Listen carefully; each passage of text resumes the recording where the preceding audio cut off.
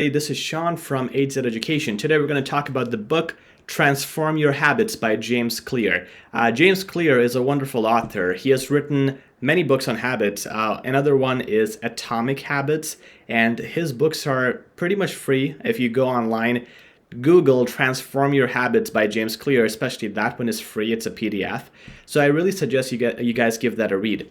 Now, if you think you have amazing habits or if you have terrible habits, in either case, you ought to read this book for sure. Habits are the things that result in whatever we get in life, which is why understanding habits is really important. So I feel that I have a great routine, and I'll tell you guys about my routine. I feel that that routine has led me to a lot of successes in the world.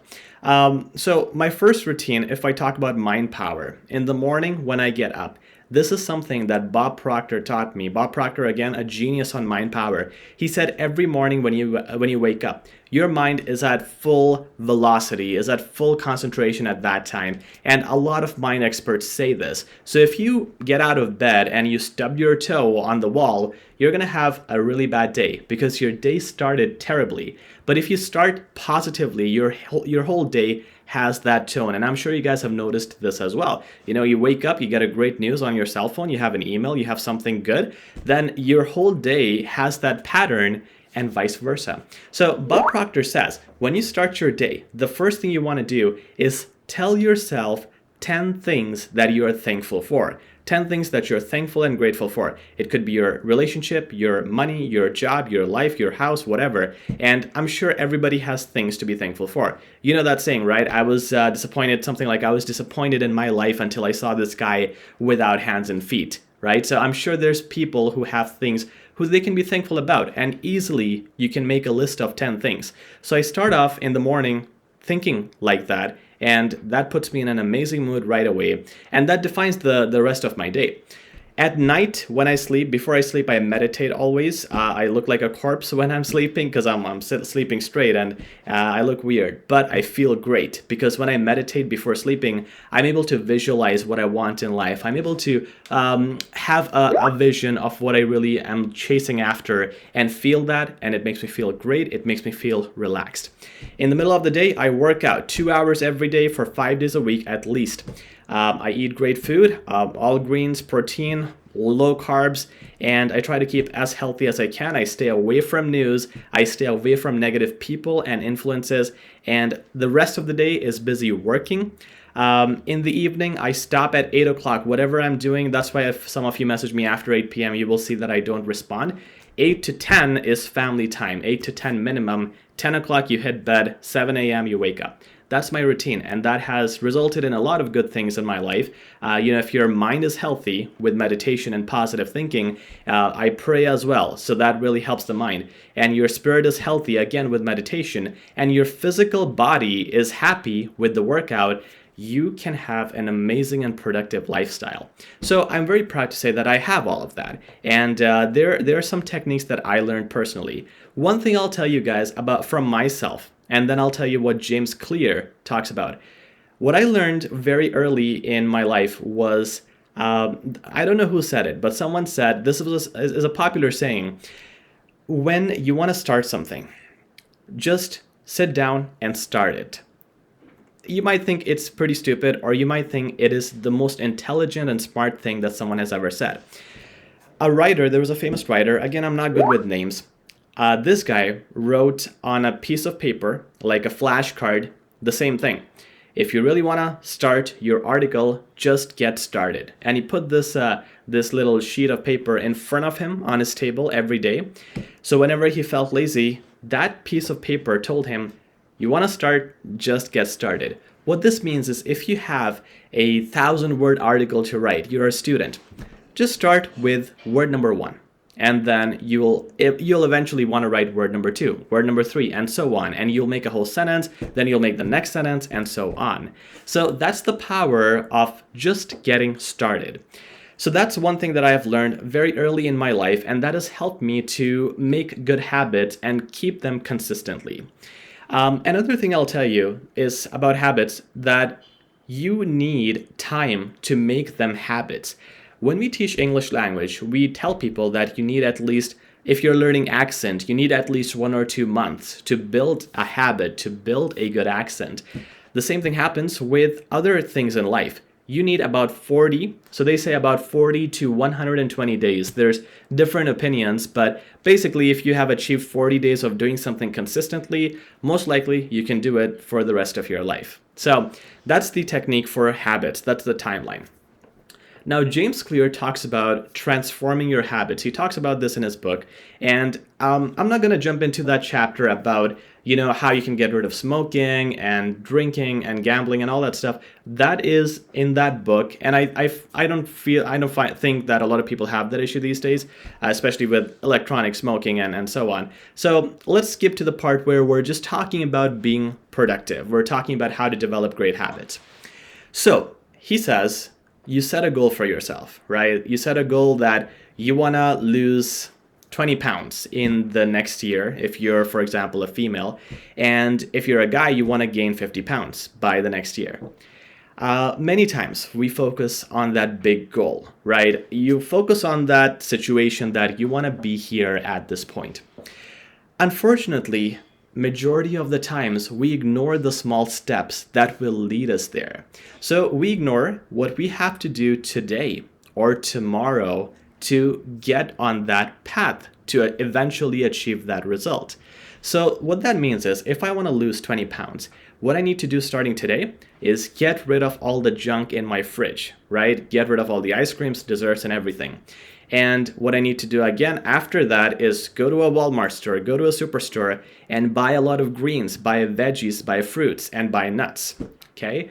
Then, once I have established something at the start, now let's say from tomorrow, take it easy today.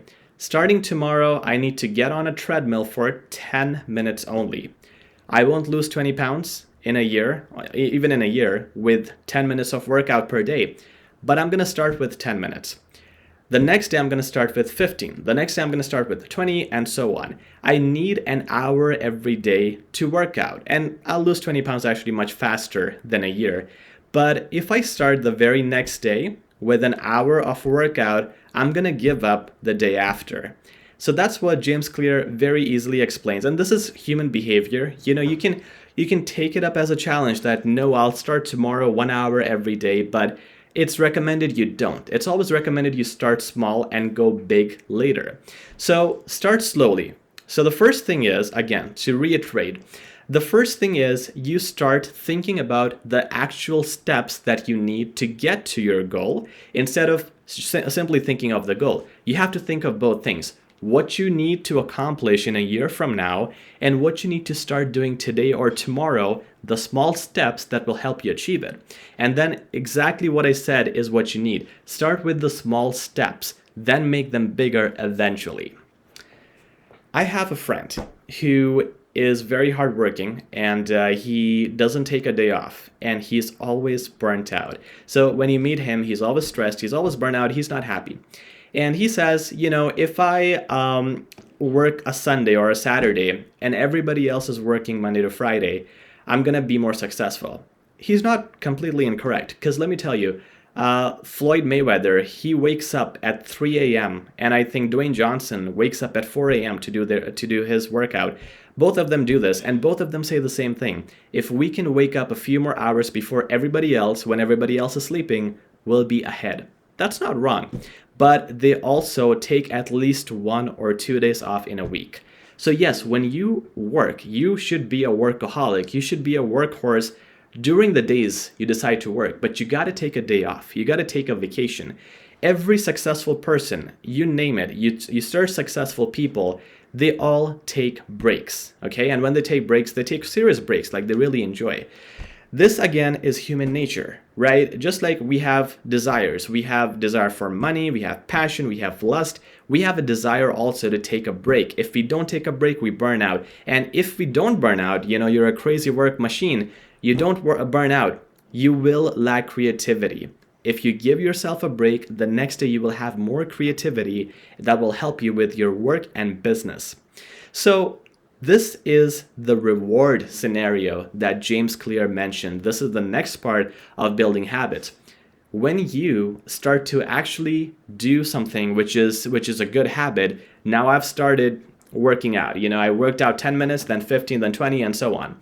Once I reach the 30-minute mark, I'm gonna go have a dessert. Okay? It's my reward. It's a little cheat, but it's my reward.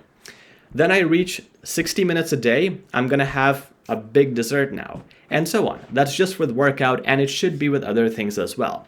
Guys, we're not different from animals. We have a lot of similarities to animals. Our habits, our desire to, like, if you do anything that is different than an animal, then nature tells you it's wrong. For example, sitting here on this chair, for me, the whole day is not productive. Animals roam around, and if humans, just like in the past, if we roam around, if we exercise, if we move our bodies more, our bodies are healthy.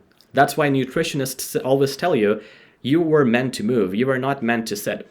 So about that animal behavior, just like you see how when you train a dog is trained with treats, right? So you say sit, the dog sits down, you give him a treat. Now he knows this is my reward for my behavior. And then he or she, the dog, repeats the same behavior again and again. Humans, in this respect at least, are the same. When you reward yourself from after doing a good habit or after making a significant contribution or achievement, your body, your mind tends to do more of that. Even if you know it or unknowingly, you get motivated. So rewarding yourself is important, either with treats, either with days off, either with something you want to buy. You want to buy a luxury bag, you worked really hard this month, go ahead and buy it. Rewarding is a great thing that will help you develop good habits and keep them. Your mind will be motivated to continue doing them. So guys, this is it. This is my video today on developing good habits. It's a quick summary of the book, Transform Your Habits by James Clear. I really recommend you guys read it. And I hope that with this video, with the ideas mentioned herein, you will be able to change up your routine if it's not good enough already. And if it is good enough, you can make it better. Until next time, this is Sean. If you find value in this video, as usual, please subscribe, like, and share it with your friends. Tell them what we're doing here. Spread the word. Welcome more people here in our community of HZad education. Thank you very much, guys. Take care.